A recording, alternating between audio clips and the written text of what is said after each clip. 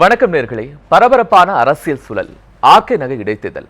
இங்கு யார் வெற்றி பெறப் போகிறார்கள் என்கிற கேள்வியை தாண்டி இங்கே களத்தில் அதிமுகவினுடைய அதிகாரப்பூர்வ வேட்பாளராக யார் மாறப்போகிறார்கள் என்கிற கேள்வியும் அரசியல் கட்சியை சார்ந்தவர்கள் மட்டுமல்லாமல் இந்தியா முழுவதும் பலருடைய கேள்வியாகவே இருக்கிறது.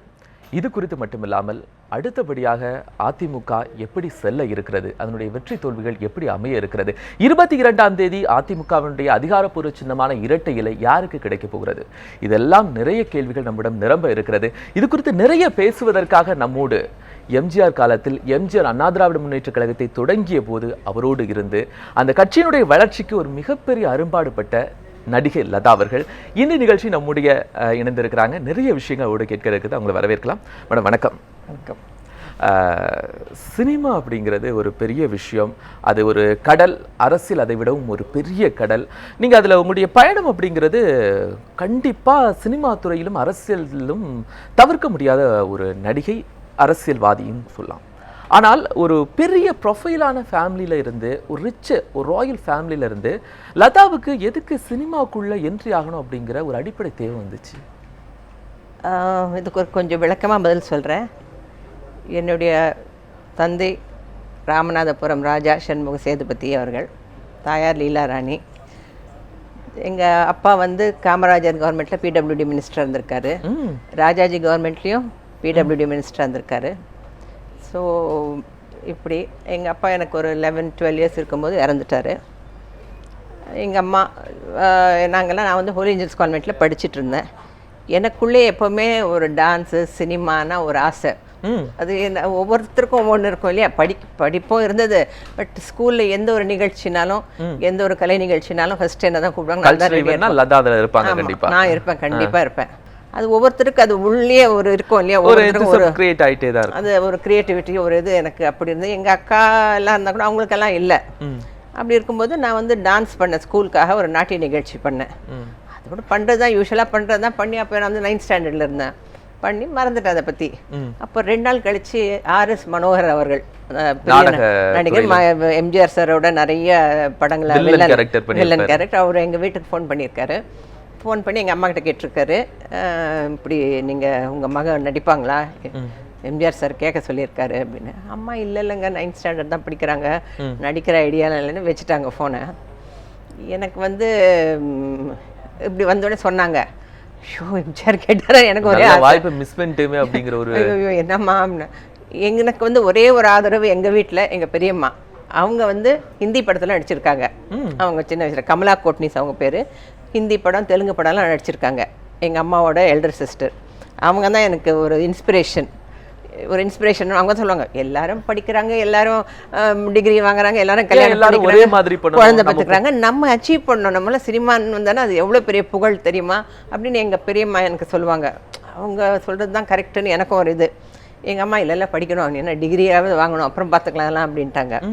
எனக்கா ஐயோ என்ன சரி ஓகே என்ன பண்ணுறது, எங்கள் அம்மா வேண்டான்ட்டாங்க. நானும் இருந்தேன்.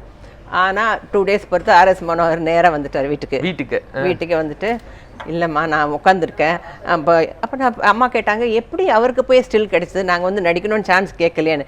இல்லை, என் நாடகத்துக்கு எடுத்த ஸ்டில் ஃபோட்டோகிராஃபரும் அந்த ஸ்கூலில் எடுத்த ஸ்டில் ஃபோட்டோகிராஃபரும் ஒருத்தர் தான். நானும் எம்ஜிஆர் சார் உட்காந்துருக்கும் போது ஃபோட்டோஸ் கொடுத்தாரு. அதில் உங்கள் டாக்டரோட ஃபோட்டோஸ் மிக்ஸ் ஆகிடுச்சு. இப்போ எம்ஜிஆர் சார் பார்த்து, யார் இவங்க நாடகத்தில் நடிக்கிறாங்க? இல்லை இவங்க ஹோலி ஏஞ்சல்ஸ் கான்வெண்ட்டில் படிக்கிறாங்கன்னு அந்த ஃபோட்டோகிராஃபர் சொன்னார். இப்படி தான் ஆரம்பித்தது. ஸோ அப்படி நீங்கள் வந்து சொல்லிட்டு போயிடுங்க, முடியாதுன்னு சொல்லிட்டு போயிடுங்கன்னு எங்கள் அம்மா கிட்ட சொன்னாங்க. சரி, நானும் சரி எங்கள் அம்மாவும் நான் போனோம். அதுதான் ஃபஸ்ட்டு புரட்சி தலைவர் எம்ஜிஆரை நான் சந்தித்தது மாம்பழம் ஆஃபீஸில். சினிமாக்குள்ள ஒரு நல்ல ஒரு அடித்தளம், ஒரு அறிமுகம் அப்படிங்கிறாம அதில் நம்ம பெரிய லெவலில் ரீச் ஆகிறதுக்கான ஒரு வாய்ப்பு எம்ஜிஆர் மூலமாக கண்டிப்பாக. அதையும் தாண்டி அண்ணா திராவிட முன்னேற்ற கழகம் ஒரு மிகப்பெரிய ஒரு பிரச்சனையான சூழலுக்கு இடையில் ஆரம்பிக்கப்பட்ட போது எம்ஜிஆருக்கு துணையாக இருந்தது அவருடைய மிகப்பெரிய தொண்டர் கூட்டம். அந்த தொண்டர் கூட்டத்தில் லதாவினுடைய பங்கு எப்படி இருந்துச்சு? எம்ஜிஆர் கட்சி ஆரம்பித்ததுக்கப்புறம் அவரோட நிறைய படங்கள் நடிச்சிருக்கேன். அந்த காலகட்டத்தில் ஒரு என்ன சொல்லப்போனால் ஒரு ஒரு இக்கட்டான சூழ்நிலை அது. இங்கே கூட நாங்கள் ஷூட்டிங்கெல்லாம் இங்கே மைசூர், பெங்களூர்லாம் போயிடுவோம். ஏன்னா இங்கே லோக்கலாக தான் ப்ரொஃபஸர் அதே சொன்னாங்க, உலகம் சுற்று வாழுமே வராதுன்னு சொல்லிட்டாங்க. அந்த படமே ரிலீஸ் ஆகாது, அந்த படம் ரிலீஸ் ஆகுது. அப்போ நான் முதல்ல படமே ரிலீஸ் ஆகாது உள்ளுக்குள்ளே. ஆனால் அந்த படம் ரிலீஸ் ஆகி மிகப்பெரிய வெற்றி பெற்றது. ரெக்கார்ட் இன்னைக்கு வரைக்கும் அந்த ரெக்கார்ட் கிரியேட் பண்ணியிருக்கு. அப்புறம் அதுக்கப்புறம் தொடர்ந்து அவர் கட்சி ஆரம்பித்ததுக்கப்புறம் தொடர்ந்து நான் நடித்தேன் அவரோட வெளிநாடுகளுக்கெல்லாம் போயிருக்கேன். அப்போ நானும் கட்சியில் இருந்தேன், கட்சியில் மெம்பராக இருந்தேன். கட்சியில் உறுப்பினராக ஜாயின் பண்ணீங்க? தொடக்க கால உறுப்பினராக ஜாயின் பண்ண. அங்கே இருக்கவங்க எல்லாருக்கும் தெரியும். ஓகே, அது கட்சிக்காக வந்து அப்புறம் 77 தேர்தலுக்கு முன்னால் மதுரை, திருச்சி, கோயம்புத்தூர் போன்ற சென்டர்ஸ்லாம் நான் வந்து நாட்டிய நாடகம் நடத்தி கட்சிக்காக ஒரு 35-40 லட்சம் ரூபாய் அந்த காலத்தில் கொடுத்துருக்கேன். ஆனால் எம்ஜிஆர் கட்சி தொடங்கும் போது நீங்கள் எந்த அளவுக்கு ஒரு எனர்ஜெட்டிக்காக அந்த கட்சி பணிகளில் இருந்தீங்களோ, தொடர்ந்து லதாவை அந்த கட்சி பணிகளில் அண்ணா திராவிட முன்னேற்றத்தினுடைய முகமாக பார்க்க முடியலை. சமீப காலத்தில் மறைந்த முதலமைச்சருடைய இறப்பிற்கு பிறகு அதிமுகவினுடைய தொடக்க கால உறுப்பினர் நான், அதிமுகவிற்கு ஏதாவது பிரச்சனைகள் வந்தால் நான் அதிரடி நடவடிக்கையில் ஈடுபடுவேன் அப்படின்னு சொல்றதுக்கும், உங்களுக்கு அரசியலே தேவையில்லை, எனக்கு கலைத்துறை தான் முக்கியம் அப்படின்னு ஒதுங்கி இருந்துட்டு இப்போ எனக்கு அரசியல் வேணும் அப்படின்னு சொல்லக்கூடிய, எங்க இந்த நாட்டில் எல்லாருமே ஜனநாயகத்தில் எல்லாருக்கும் ஒவ்வொரு குடிமகனுக்கும் அரசியல் ஈடுபாடு கொள்ற உரிமை இருக்குது. அப்படி பார்த்தா எனக்கும் இருக்குது. அதிமுக வந்து தொடர்பு ஆரம்ப காலத்தில் நான் இருந்திருக்கேனே தவிர மற்றபடி நான் நிறைய கட்சிக்காக நிறைய நிதி திரட்டி 35-40 லட்சம் அந்த காலத்துல இப்போ எத்தனை எவ்வளோ இப்போ நினச்சி பாருங்க. ஆனால் நான் எம்ஜிஆர் வேணும்னா எது வேணால் கொடுத்துருப்பாரு. 86 கூட என்கிட்ட வந்து எம்ஜிஆர் பேசினார். எங்கள் அம்மாவுக்கு உடம்பு சரியில்லாத இருந்தபோது வந்தார். நான் சொல்லலை அவர்கிட்ட, அப்போலோவில் அட்மிட் ஆயிருந்தாங்க. வந்தார், வந்து கேட்டார் ஏன் நீ வந்து என்கிட்ட சொல்லலை அப்படின்னு. இல்லைங்க, அம்மாவுக்கு உடம்பு ரொம்ப சீரியஸ் ஆகிடுச்சு, அதனால தான் நான் வெளிநாட்டிலேருந்து நான் வந்திருக்கேன் அப்படி எனக்கு சொல்லணுமால. டெய்லி வந்தாருங்க, டெய்லி வந்து ஏதாவது வேணுமா, அப்போல பிசி ரெட்டியை கூப்பிட்டாரு, எல்லாரையும் கூப்பிட்டாரு. என்ன வேணாலும் நான் பண்ணுறேன், அவங்கள அமெரிக்கா கொண்டு போய் ட்ரீட் பண்ணாலும் பண்ணுங்க. அந்த அளவுக்கு எம்ஜிஆர் வந்து அது வந்து எனக்கு வந்து ரொம்ப நம்ம ஒரு இது மன வருத்தத்தில் இருக்கும்போது ஒருத்தர் நமக்கு என்ன வேணால் பண்ணுவாங்க, அம்மா நல்லா ஆயிடுவாங்க, கவலைப்படாது அப்படின்னு 86 கூட பேசினார். கட்சிக்கு வா அப்பவும் கூப்பிட்டாரு. அப்போ என்னன்னா எனக்கு ஃபேமிலி இருந்தது, என் பசங்க சின்னதாக இருந்தாங்க. என்னால் அப்போ வந்து கட்சியில் வந்து முழு மூச்சோடு ஈடுபட முடியாது. மேம், இப்போ கட்சியை வழி நடத்துவதற்கு நிறைய பேர் இருக்கிறார்கள். அந்த கட்சியை வழி நடத்துவதற்கு அதிமுகவிற்கு ஒரு பொதுச் செயலாளர் இருக்கிறார்கள். இன்னும் அது சரியான முறையில் வழி நடக்கவில்லை அப்படின்னு நீங்க சொல்றீங்களா? அப்படி இல்லைங்க. கட்சி வந்து எம்ஜிஆர் வந்து மக்கள் நலனுக்காக மட்டும்தான் கட்சி ஆரம்பித்தார், மக்கள் சேவைக்காக தான் கட்சி ஆரம்பித்தார். வேறு எந்த ஒரு இதுவும் இல்லை. அவர் நினச்சிருந்தா ஹோல் சென்னை சிட்டியே வளைச்சி போட்டு வாங்கியிருக்கலாம். எனக்கு தெரிஞ்சு எம்ஜிஆர் அப்படி எதுவுமே வாங்கலை, ஒன்றும் பண்ணலை. அவர் வந்து ஃபஸ்ட்டு மக்கள் சேவை தான். அதிமுகனா மக்களுக்காக. ஏன்னா இப்போ கட்சி வந்து எம்ஜிஆரால் வளர்க்கப்பட்ட கட்சி, ஜெயலலிதா அம்மாவால் மறுபடியும் மிகப்பெரிய 3வது கட்சியாக வளர்க்கப்பட்ட கட்சி. கட்சியில் பிளவு ஏற்படக்கூடாது, மூத்த நிர்வாகிகள் தொண்டர்கள் எல்லாரும் ஏற்கக்கூடிய ஒருத்தரை பொதுச் செயலாளராக நியமிக்கணும் அப்படின்னு ஒரு அறிக்கை வெளியிட்டேன். அந்த அறிக்கை வெளியிட எனக்கு கண்டிப்பாக உரிமை இருக்குது. ஏன்னா கட்சி நான் அவர் ஆரம்பித்து அவர் பட்ட கஷ்டங்கள்லாம் பார்த்துருந்தவர். அந்த அடிப்படையில் தான் நான் வந்து அறிக்கை வெளியிட்டேன். அப்புறம் பார்த்தோன்னா சரி, திருமதி சசிகலா அவங்க பொதுச் செயலாளர் ஆனாங்க. அது ஆகலாம், சரி நிர்வாகிங்க தேர்ந்தெடுத்தாங்க, ஆனாங்க, ஓகே. அப்புறம் என்னன்னா அந்த முதலமைச்சர் ஆகிறதுக்கு அவ்வளோ அவசரப்பட்டாங்க. எதுக்கு? அதுதான் என்ன, பன்னீர்செல்வம் அவர்களும் ஜெயலலிதா இருக்கும்போதே 2 வாட்டி முதலமைச்சராக இருந்திருக்காரு. அவர் யாரும் அணுகக்கூடிய ஒரு பணிவான முதலமைச்சராக தான் இருந்தார். அப்படி ஒன்று அவர் வந்து இது பண்ணதான் எனக்கு தெரியல. அப்படி இருக்கும்போது இவங்களுக்கு என்ன அவசரம் தான் என்னோட ஆதங்கம். என்ன அவசரம் உடனே போய் அவங்க வந்து முதலமைச்சராகி என்ன, எதுக்கு? நல்லா தானே போயிட்டு இருந்தது. இதற்கான அரசியல் காரணங்கள் அவங்க நிறைய குறிப்பிட்டு சொல்லுகிற போது, ஒரு அரசியல் கட்சி அப்படிங்கிற போது இந்த மாதிரியான ஒரு சூழல்களில் பல பிரிவுகள் இயங்க தான் செய்யும். அது எம்ஜிஆர் இறந்த காலங்களிலும் இருந்து மிகப்பெரிய போராட்டத்திற்கு பிறகு ஜெயலலிதா என்கிற வலிமையான சக்தி ஆட்சியை பிடித்தது எல்லோரும் தெரிந்த விஷயம்தான். இன்னைக்கு இருக்கக்கூடிய ஒரு இக்கட்டான சூழல் என்பது அதிமுகவினுடைய தொண்டர்களையே 3 பார்வையாக பார்க்க வைக்குது. ஒன்று, சசிகலா தலைமையிலான அணியினுடைய வேட்பாளர் டிடிவி தினகரன். இதற்கு முன்பு ஜெயலலிதா அவர்களுடைய ஆட்சி காலத்தில் அவர் இருக்கிற போதே பல பதவிகளில் இருந்திருக்கிறார். தொடர்ந்து அடுத்தபடியாக மதுசூதனன், ஜெயலலிதாவுடைய நம்பிக்கைக்கு பாத்திரமானவர், ஓபிஎஸ் அணி சார்பில் நிற்கிறாங்க. தீபா, ஜெயலலிதா அவர்களுடைய அண்ணன் மகள். இப்படி ஒரு 3 கோணங்களும் ஒரு தொகுதியில் ஒரே நம்பிக்கையை முன்னிறுத்தி அந்த மக்களை சந்திக்க போறாங்க. அது எப்படி இருக்கும்னு நினைக்கிறேன்? இல்லைங்க, மக்கள் வந்து என்ன, நானும் மக்களை சந்திச்சிருக்கேன். எங்கே போனாலும் அவங்க சொல்லுவாங்க, என்னம்மா அந்த சசிகலா அவர்கள் குடும்பத்துக்கு அகேன்ஸ்டாக தான் பேசுகிறாங்க. அந்த நிர்வாகிங்க, அந்த எம்எல்ஏங்க அவங்க தான் சுற்றி இருக்காங்க. அதனால தான் அந்த ஆட்சி ஓடிட்டு இருக்குன்னு என்னுடைய கருத்து. ஆனால் மக்கள் எல்லாம் எங்கே போனாலும், என்னம்மா அது எப்படிம்மா, உங்களோட ஒருத்தர் 30 வருஷம் இருந்துட்டா நீங்களே ஆயிட முடியுமாம்மா அப்படின்னு கேட்குறாங்க. நான் கேட்குறேன், அவங்க பார்த்துருக்கலாம், அவங்களோட ஜெயலலிதா அம்மாவோட இருந்திருக்கலாம், அவங்களோட எல்லா தேவைகளையும் பூர்த்தி செஞ்சுருக்கலாம், பார்த்துருக்கலாம். ஆனால் அதுக்காக அவங்களாயிட முடியாது இல்லையா? அது என் மக்களை ஏன் இது பண்ணுறாங்கன்னா, ஒரு 65 நாள் ஹாஸ்பிட்டலில் கொண்டு போய் வச்சாங்க, என்ன நடந்ததுன்னே தெரியல. யாரும் ஒரு ஃபோட்டோ கூட எடுத்து போடல. அந்த அம்மாவை ஒரு ஃபோட்டோ எடுத்து நல்லா இருக்காங்க ஏதோ ஒரு, ஏன்னா அரசியல் அவங்க முதலமைச்சர், அவங்க சாதாரண ஆள் இல்லை, ஒரு முதலமைச்சர். அப்படி இருக்கும்போது ஒரு ஃபோட்டோவாவது எடுத்து போட்டிருக்கலாம். அது ஏன்? இதற்கு நீதிமன்றங்கள் பல விளக்கங்களை சொல்லியிருக்கு. நீதிமன்றங்களுக்கு அப்பல்லோ மருத்துவமனை விளக்கம் சொல்லியிருக்கு. இது ஒரு சந்தேகத்திற்குரிய கேள்வியாக இருந்தாலும் கூட இதற்கான விளக்கங்கள் சட்ட ரீதியாக லீகலி அவங்க ப்ரொடியூஸ் பண்ணியிருக்காங்க. முன்னுக்கு பின் முரணா இருக்குது. சிலதெல்லாம் அப்பல்லோ ஹாஸ்பிட்டல் வெளியிடுறது ஒரு மாதிரி இருக்குது, எய்ம்ஸ் ஹாஸ்பிட்டல் வெளியிடுறது ஒரு மாதிரி இருக்குது, அங்கே இருக்கவங்க சொல்கிறது வேறு மாதிரி இருக்குது. அதெல்லாம் அதுதான் மக்கள் வந்து கன்ஃபியூஸ் ஆகியிருக்காங்க. சரி, இப்போ என்னை பொறுத்த வரைக்கும் சரிங்க, யார் வேணாலும் அரசியலுக்கு வரான். இந்த அதிமுக ஓட்டி போட்டது எம்ஜிஆருக்காக, ஜெயலலிதா அவர்களுக்காக, இரட்டை இலைக்காக. நீங்கள் பர்டிகுலராக திரும்ப திரும்ப சொல்கிறது சசிகலா அவர்களுடைய எதிர்ப்பை சொல்கிறீங்களா, இல்லை சசிகலாவை சார்ந்து இருக்கிறவர்களுடைய எதிர்ப்பை சொல்கிறீங்களா? புரியல. தனிப்பட்ட முறையில் சசிகலாவை எதிர்க்கிறீர்களா? தனிப்பட்ட முறையில் நான் யாரும் எதிர்க்கல. தனிப்பட்ட முறையில் எனக்கு எதிர்க்க வேண்டிய அவசியமே கிடையாது. நான் கட்சிக்காக தான் சொல்கிறேன், கட்சியை முன்னிறுத்தி தான் சொல்கிறேன். சசிகலா அவர்கள் நல்லவர்களாக இருக்கலாம், ஜெயலலிதா அம்மா பார்த்துக்கிட்டவங்களா இருக்கலாம், என்ன வேணா இருக்கலாம். பட் கட்சியில் வந்து கட்சியின் போது மக்கள் யாருக்காக ஓட்டு போட்டது? ஜெயலலிதா அம்மாக்காக ஓட்டு போட்டாங்க இல்லையா? எம்ஜிஆரோட கட்சி, அவர் வளர்த்த கட்சி, அதுக்கு தான் ஓட்டு போட்டாங்க. இவங்க குடும்பத்துக்கு ஓட்டு போடலையே. சரி, அவங்களும் முதலமைச்சர்னு நினச்சாங்க. அப்புறம் என்னமோ துரதிருஷ்டவசமாக அவங்க ஜெயிலுக்கு போயிட்டாங்க. உடனே தினகரனை கூப்பிட்டு துணை பொதுச் செயலாளராக்கி இப்போ எல்லோரும் சொல்கிறாங்க அவர் தான் கட்சியை நடத்துகிறாரு, அவர் தான் ஆட்சியை நடத்துகிறாருன்னு சொல்கிறாங்க. பட் மக்கள் ஓட்டு போட்டது இவங்களுக்கு இல்லை. அவ்வளோ தைரியம் இருந்தால் மறுபடியும் ரீஎலெக்ஷன் வைக்கட்டுமே. மக்கள் தீர்ப்பே மகேசன் தீர்ப்பு. யார் வராங்களோ வரட்டும். இப்போ வந்து ஆர்கே நகர் வரப்போகுது இல்லை, அப்போ தெரிஞ்சிடும்ல. ரீஎலெக்ஷன் வரட்டும் அப்படின்னு சொல்லிட்டு பன்னீர்செல்வம் அணியிலிருந்து யாருமே இதுவரைக்கும் நாங்கள் மக்களை சந்திக்க ரெடியா இருக்கிறோம், ஆட்சியை கலைக்க இல்லை, கண்டிப்பாக ரெடியாக தான் இருக்காங்க. இல்லை கண்டிப்பாக ரெடியாக தான் இருக்காங்க. வந்தால் ரெடியாக தான் இருக்கிறாங்க. ரீஎலெக்ஷன் வந்தால் கண்டிப்பாக ரெடியாக தான் இருக்கிறாங்க. வந்தால் ரெடியாக தான் இருக்காங்க. அப்படி ஒன்றும் ரெடியாக ஒரு 2 அணி இப்படி இருக்கக்கூடிய சூழ்நிலையில் கட்சியினுடைய தொடக்க கால உறுப்பினராகவும் அந்த கட்சியினுடைய வளர்ச்சிக்காக ஒரு மிகப்பெரிய பங்காற்றிய நீங்கள் அந்த பிரிந்திருக்கக்கூடிய கட்சியை ஒன்றிணைப்பதற்கு ஏதாவது செயல்பாடுகளில் ஈடுபட்டீங்களா? அது ஈடுபடும் ஒன்றிணைக்கிற அளவுக்கு இருக்கிறதா தெரியல.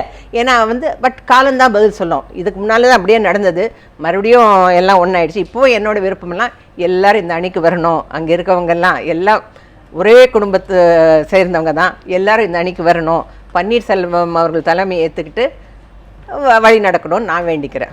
இல்லை, பன்னீர்செல்வம் அணியை தலைமை அப்படிங்கிற போது பன்னீர்செல்வம் அணியில் நீங்கள் பன்னீர்செல்வத்தை தாண்டி என்னென்ன தலைமைகளை எல்லாம் நீங்கள் அங்கே பார்க்குறீங்க?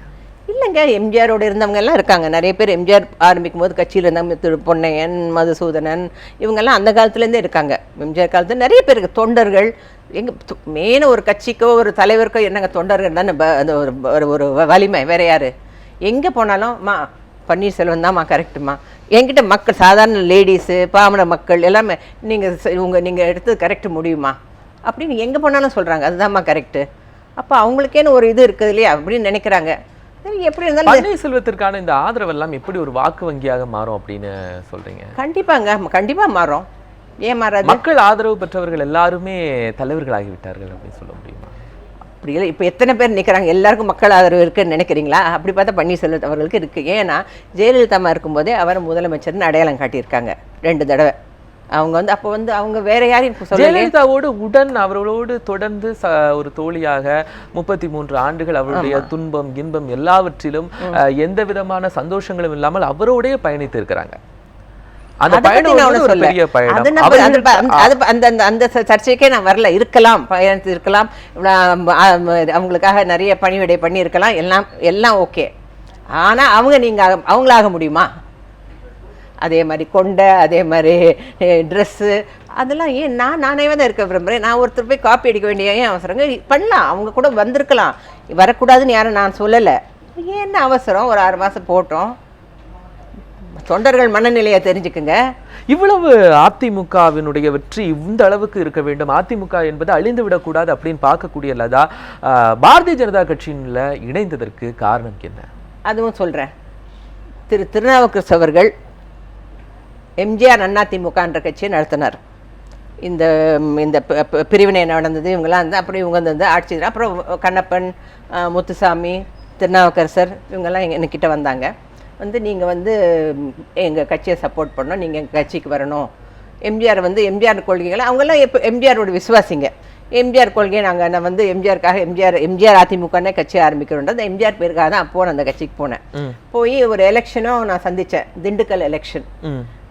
திண்டுக்கல்ல வந்து போய் எம்பிக்காக நின்று அப்போ 35,000 ஓட்டு வாங்கினேன். எந்த ஒரு பெரிய கூட்டணி இல்லாம பெரிய இது சப்போர்ட் இல்லாம 35,000 ஓட்டு. அப்பவே என்கிட்ட சொல்லுவாங்க, இப்போதான் அதிமுக வந்தாங்க, அவங்களுக்கு போட்டேன்னா அவங்களுக்கு உங்களை எம்ஜிஆரோட பார்த்தல அப்படின்னு. என்ன போய் ஜனங்களுக்கு பார்த்தா எம்ஜிஆர் லதா இப்படிதான் தலைவரோட இருந்தீங்களே, அதுதான் அந்த ஒரு இமேஜ் தான் இன்னைக்கு வரைக்கும் எனக்கு இருக்கு. ஏன்னா நான் அவரோட தொடர்ந்து நடிச்சது, அவரோட கடைசி படங்கள்ல நடிச்சது நான் தான். அந்த மாதிரி அதிமுகவில் போய் அந்த டைமில் இருந்தேன் நான். அப்புறம் வந்து அது என்ன காரணத்தினாலோ அதை சரியாக வழி நடத்தி செல்ல முடியல. அப்போது திருநாவுக்கரசு அவர்கள் பிஜேபியில் இணையலாம் அப்படின்னு சொல்லி தான் நானும் போய் பிஜேபியில் சேர்ந்தேன். அதுதான். அப்புறம் நான் ஒதுங்கிட்டேன். ஒரு பாரதிய ஜனதா கட்சி அதிமுக அப்படிங்கிறது பெரும்பாலும் சொல்லக்கூடியது ஒரே பாதையில் பயணிக்கிறது அப்படிங்கிற குற்றச்சாட்டு நிறைய இடங்கள்ல வந்து கொண்டே இருக்கும். ஆனால் இப்போ இன்னைக்கு இருக்கக்கூடிய ஒரு சூழல்ல பாரதிய ஜனதா கட்சியிலிருந்து தற்போது ஒதுங்கி இருக்கிற நீங்க அண்ணா திராவிட முன்னேற்ற கழகத்துல முழுமையா அதனை அழிவிலிருந்து காப்பாற்றணும் அப்படின்னு நினைக்கிறேங்க. தொடர்ந்து இயக்க பணிகள்ல உங்களை முன்னிறுத்தி செயல்படணும் அப்படிங்கிற நிலைமையில் இருக்கீங்களா? அவங்க வந்து பேசியிருக்காங்க, பொதுவாக வந்து பேசியிருக்காங்க, அவங்களும் விரும்புகிறாங்க. நான் வந்து ஒரு முக்கியமான பணியாற்றுறோம் கட்சியிலன்னு என்கிட்ட வந்து பேசியிருக்காங்க. முக்கிய தலைவர்கள்லாம் பேசியிருக்கோம். கண்டிப்பாக அவங்க வந்து அவங்களுடைய எல்லாருடைய ஆலோசனை பேரில் நான் நடப்பேன். முக்கிய தலைவர்கள் தொடர்ந்து பேசி கொண்டிருக்கிறார்கள் அப்படிங்கிற சூழல்ல இப்போ தற்போது நடைபெறக்கூடிய ஆர்கே நகர் தேர்தல், இந்த ஆர்கே நகர் தேர்தல் அப்படிங்கிறது இன்னைக்கு இருக்கக்கூடிய ஒவ்வொரு மக்களும் ஒவ்வொரு குடிமகனும் கூட ரொம்ப ஆர்வமா பார்க்கறது என்னன்னா யார் வெற்றி பெறுவார்கள் என்பதையும் தாண்டி தமிழ்நாட்டு மக்கள் மட்டும் இல்ல, இந்தியாவே பார்க்க எல்லாருமே கொண்டிருக்கிறாங்க. ஸோ ஏன்னா இன்றைய செய்திகளை அறிவதற்கான ஒரு தேவை அப்படிங்கிறது எல்லாருக்கும் இருக்கு. இதுல ஒரு ஸ்ட்ராங்கான கேண்டிடேட்ஸ் அப்படின்னு நீங்க 3 முகத்தையும் பார்க்கலாம். டிடிவி தினகரனாக இருக்கட்டும், ஓ பன்னீர்செல்வம் அணியை சார்ந்த அதிமுகவினுடைய மூத்த, அதாவது எம்ஜிஆர் கட்சி தொடங்குவதற்கு முன்பே எம்ஜிஆருடைய ரசிகர் மன்றத்தினுடைய செயலாளராக இருந்த மதுசூதனன் நிற்கிறாரு. இன்னொன்று அந்த களத்தை சார்ந்த ஒரு மனிதர், இன்னொன்று ஜெயலலிதா மாதிரியே இருக்கிறார்கள் அப்படின்னு ரசிகர்களால் கொண்டாடப்படுகிற, அவருடைய தொண்டர்களால் பார்க்கப்படுகிற. இப்ப பார்த்தா நீங்க சொல்ற இந்த காலகட்டத்தில் பார்த்தா அதுவும் அமைச்சாங்க, அம்மா ஜெயலலிதா இப்ப பேரவை அதை கலைச்சிட்டாங்க. இப்ப இல்ல இந்த காலகட்டத்தில் இந்த இவ்வளவு பெரிய ஆடியன்ஸ் மத்தியில இந்த 3 முகங்கள் நிற்கிறது. இந்த 3 முகங்கள்ல மக்கள் ஏற்றுக்கொள்ளக்கூடியவர்கள் யாரா இருப்பாங்கன்னு என்ன பொறுத்த எப்படி அது சிதைவடையும் அப்படின்னு பாக்குறீங்க? இந்த வாக்கு இல்ல மக்கள் ஏற்றுக்கொள்ளக்கூடியவர்னா ஓபிஎஸ் அவர்கள் தான், அவர்கள் தான் மக்கள் ஏற்றுக்கொள்வார்கள் என்று என்னுடைய. இந்த ஓட்டுல ஏதாவது சிதைவுகள், அதாவது என்னதான் ஓபிஎஸ் அவர்களை ஏற்றுக்கொண்டாலும் அங்கு திமுக வேட்பாளர் ஒருவர் நிற்கிறார், தேமுதிகவை சார்ந்த மதிவான நிற்கிறாங்க. எந்த எலெக்ஷன்ல அப்படிதானங்க. இந்த ஓட்டுகள் அப்படிங்கிறது இப்படி 3ஆ பிரிந்து இருக்கிற போது வெற்றி வாய்ப்பு அப்படிங்கிறது இன்னொருத்தங்களுக்கு எளிதில் போயிடும் இல்லையா? அது நம்ம ஒன்றும் சொல்ல முடியாது. ஏன்னா நீங்கள் சொல்கிறது கரெக்டு தான். இது மூணு அணியாக நிற்கும் போது ஓட்டு பிரியும் தான். அதையும் தாண்டி ஓபிஎஸ் அவர் வெற்றி பெறுவார்கள் என்று நான் நம்புகிறேன். லதா அவர்கள் தொடக்க காலங்களில் எப்படி ஒரு அரசியல் ஆர்வம் இருந்து எம்ஜிஆருடைய கட்சியை வளர்க்கணும், இந்த மாதிரி எம்ஜிஆர் சிவாஜி இவங்க காலகட்டத்திற்கு பிறகு வந்த முக்கியமான கலை ஆளுமைகள் அப்படின்னா ரஜினி, கமலஹாசன். இதில் ரஜினிகாந்த் அப்பப்போ அரசியலுக்குள்ளே வருவேன் அப்படின்னு சொல்வதும் அதற்கு பிறகு வேண்டாம் அப்படின்னு சொல்கிறதும் ஒரு சூழல் இருக்குது. நீங்கள் ரஜினியோடும் நல்ல நட்போடு இருக்கிற காரணத்தினால் கேட்குறேன், ஏன் அவர்கள் இந்த மாதிரி ஒரு அரசியலில் ஆர்வம் இல்லாமல் இந்த மாதிரி சூழ்நிலைகள் கூட வெளியிலே வராமல் இருக்கிறதுக்கான காரணம் என்ன? நீங்கள் ரஜினி அவர்கள் வந்து அந்த தயவுசெய்து இந்த கேள்வி அவர்கிட்ட கேளுங்க. இல்லை கமல்ஹாசன் அவர்கள் ஃபோன் செய்து இந்த கேள்வியை கேளுங்க. அவர்கள் சார்பாக நான் பதில் சொல்ல முடியாது. 2 பேரும் எனக்கு ரொம்ப வேண்டியவன் தான். ரஜினி எனக்கு ரொம்ப, ரஜினி குடும்பமும் எங்கள் கூட ரொம்ப நட்போடு இருக்கிறேன். அவரை நான் ரொம்ப மதிக்கிறேன். ஏன்னா அவரும் ஒரு எளிமையான மனுஷன். ரஜினி கூட இன்னைக்கு காலையில் கூட ஒரு விஷயமா நான் வந்து ஃபோன் பண்ணி நேற்று கேட்டேன், என்னோடய படம் இது ட்விட்டரில் ரிலீஸ் பண்ணுங்கன்னு மியூசிக்கு, அது கூட கூப்பிட்டாரு. அவர் ரொம்ப எளிமையானவர். நான் வரேன்னு அவருக்காக எனக்காக காத்துட்டு இருந்தார். அவருக்கு தேவை நான் வரேன், நீங்கள் வரீங்கன்னு சொல்லி வெளியே காத்துட்டு இருந்தார். ரொம்ப நேரம் பேசினார். அவர் வந்து ஒவ்வொருத்தருக்கும் ஒரு கருத்து இருக்குல்லங்க, அதெல்லாம் நம்ம ஏன் இல்லை இந்த இப்போ மீடியா வந்து கிரிட்டிசைஸ் பண்ணுறதுக்கு ரொம்ப ஈஸி எல்லாரையும்.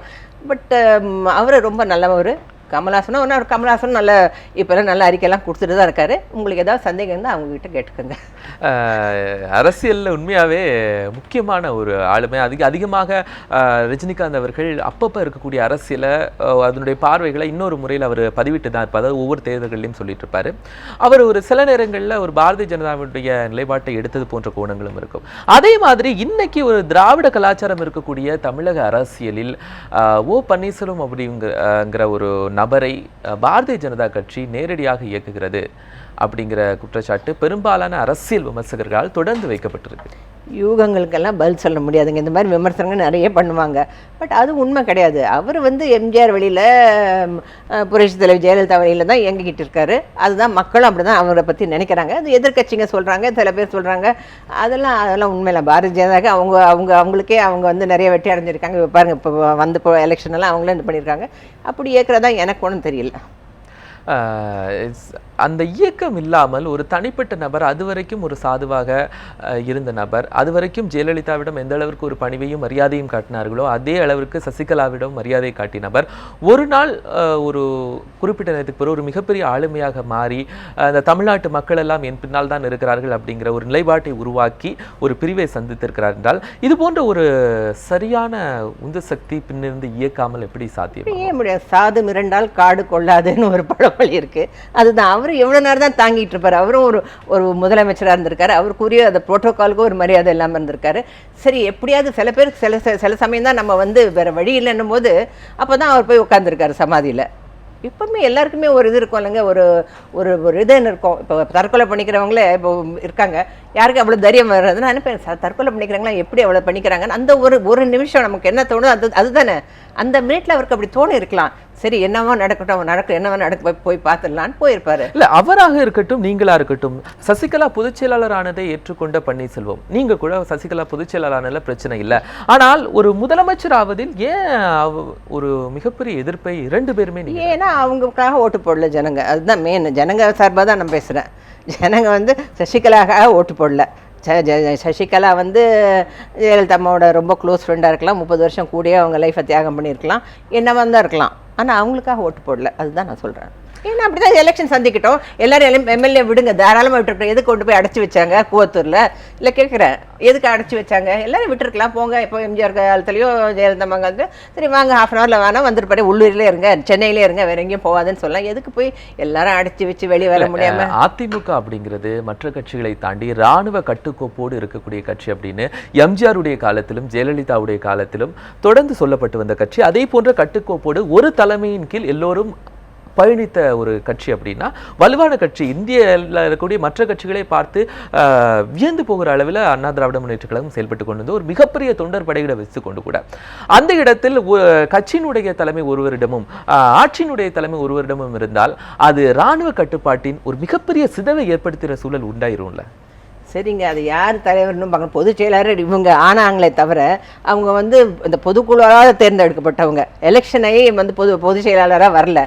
அப்புறம் என்ன அவசரம்? அது முறையாக போய் எல்லாம் நின்று அப்புறம் எலெக்ஷன்னால தேர்ந்தெடுக்கப்பட்டு அதுக்கப்புறம் வந்திருக்கலாமே. அதுதான் நான் சொல்கிறேன். அதுதான் என்னுடைய கருத்து. அவ்வளோ அவசரப்பட வேண்டிய அவசியம் இல்லை. அது என்ன அவசரம்னு எனக்கு புரியல. அதுதான் என்னுடைய கருத்து. திரும்பவும் மக்களால் ஒரு நபர் பொதுச் செயலாளராக தேர்ந்தெடுக்கப்பட்டால் பன்னீர்செல்வம் அணியில் அவர் ஏற்கனவே குறிப்பிட்டபடி அதிமுக பொதுச் செயலாளராக மதுசூதனன் அவர்கள் இருக்க வேண்டும், முதல்வர் இன்னொருவர் இருக்க வேண்டும், அவராகவும் இருக்கலாம். இந்த மாதிரி ஒரு முதல் ஸ்டாண்ட் அவர் அப்படிதான் வைத்தார். இது போன்ற இன்னொரு முறை இந்த அணியின் வெற்றி சாத்தியம் அப்படிங்கிற பக்கத்தில் ஒருவர் பொதுச் செயலாளர், ஒருவர் முதலமைச்சர் இருக்கும்போது ஒரு பிரிவு தொடர்ந்து அது இயங்கிட்டு தானே இருக்கும். அப்படி சொல்ல முடியாதுங்க. மற்ற கட்சியிலலாம் இருக்காங்கல்ல, அப்படி எங்கேயும் நடக்கலாமா? எல்லாம் காலகட்டத்துக்கு தகுந்த மாதிரி எல்லாமே மாற்றம் ஒன்றே மாறாதது. அப்படி தான் அவங்க பொதுச் செயலாளர் தான் முதலமைச்சராக இருக்கணும் அப்படின்னு இருந்தது.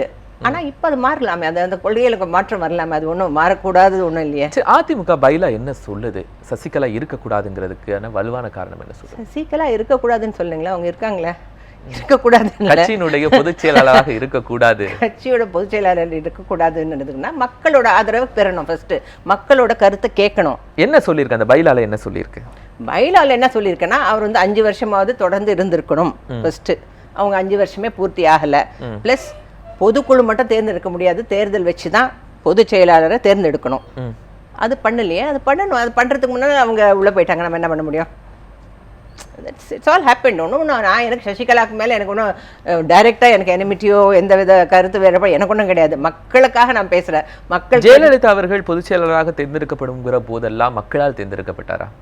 ஆமாம், மக்களாலாம் தேர்ந்தெடுத்தப்போ எல்லாருமே ஒத்துக்கிட்டாங்க. இந்த மாதிரி எகெயின்ஸ்டோ யாரோ ஒன்றும் ஒரு எம்ஜிஆரும் அப்படி தான் இருந்தார். ஜெயலலிதா நிரந்தர பொதுச் செயலர், புரட்சி தலைவன் இவங்களே சொல்லிட்டு இருந்தாங்க நிரந்தர பொதுச் செயலர்னு. அப்புறம் மாறினோடனே சின்னம்மான்னு எல்லாரும் போயிட்டாங்க.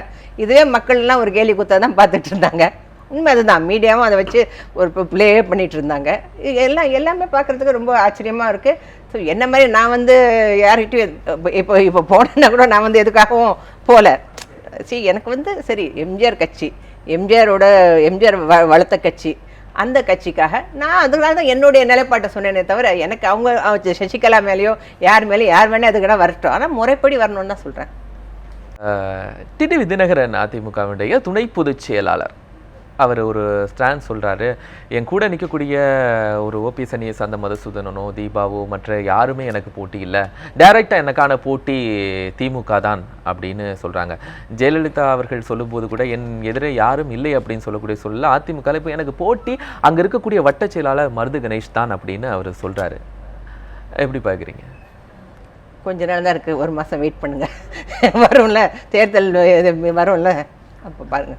மனதளவில் தற்போது ஓபிஎஸ் அவர்களுடைய நிலைப்பாடு எப்படி இருக்கிறது? நம்ம புதிய ஏதோ ஒரு வேகத்தில் வெளியே வந்து விட்டோம், ஏதோ ஒரு வேகத்தில் நாம் புதிய தொண்டர் அணியை சேர்த்து விட்டோம், நமக்கான ஒரு சில சட்டமன்ற உறுப்பினர்கள், ஒரு சில நாடாளுமன்ற உறுப்பினர்கள், கொஞ்சம் தொண்டர்கள் இப்படி இருக்கிற நேரத்தில் தற்போதைய மனநிலை இந்த பிரிவை தானும் உருவாக்கிய கட்சியினுடைய இந்த பிரிவு இப்படி பிரிந்து மூன்றாக செயல்படுகிறது. இன்னொரு விஷயம், முதலில் தீபாவிற்கு ஆதரவு கொடுத்த அதே பன்னீர்செல்வம், தீபாவும் அவர்களும் ஒரே அணியாக பயணிப்பார்கள் அப்படின்னு சொன்ன பன்னீர்செல்வம் தற்போது இந்த தேர்தலில் அவரை எதிர்த்தும் நிற்க வேண்டியது இருக்கிறது.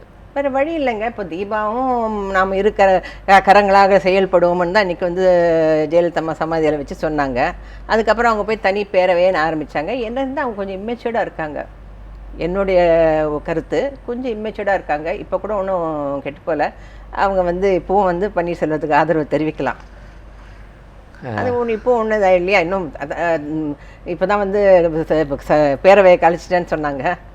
இப்போ ஏதோ கட்சி ஆரம்பிக்க போகிறேன்னு அவங்களுடைய ஹஸ்பண்ட் சொல்லிகிட்ருக்காரு. ஸோ இதெல்லாம் ஜனங்களுக்கு ஒரு குழப்பத்தை தானே உண்டாக்கும். இப்படியே ஒரு ஸ்ட்ராட்டஜி எடுத்தால் திடீர்னு ஒன்று வச்சு அதை கலைச்சிட்றேன், மறுபடியும் இன்னொன்று ஆரம்பிக்கிறேன், என்ன ஒரு ஜனங்களுக்கு ஒரு குழப்பம்தான். அதனால் தீபா பொறுத்த வரைக்கும் ரொம்ப மெச்சூர்டாக பிஹேவ் பண்ணுறாங்க. அவங்க வந்து இங்கே வரணும்னு நான் வேண்டுகோள் விடுக்கிறேன். ஒரு அரசியல் பார்வையாளராகவும், இன்றைய அரசியல்வாதியாகவும், ஒரு கலைஞராகவும், ஒரு சமூக சிந்தனையாளராக இந்த நிகழ்ச்சியில் கலந்து கொண்டு நிறைய தகவல்களை தொடர்ந்து பதிவு செய்தீங்க. நிகழ்ச்சியில் கலந்து கொண்டதற்கு மனமார்ந்த வாழ்த்துக்கள். நன்றி. நேர்களே, இன்றைய நிகழ்ச்சியில் லதா அவர்கள் கலந்து கொண்டு சமூகம், அரசியல் சார்ந்து பலவிதமான விஷயங்களை இந்த பரபரப்பான அரசியல் சூழலில் பகிர்ந்து கொண்டாங்க. மீண்டும் அடுத்த நிகழ்ச்சியில் உங்களை சந்திக்கிறேன். வணக்கம்.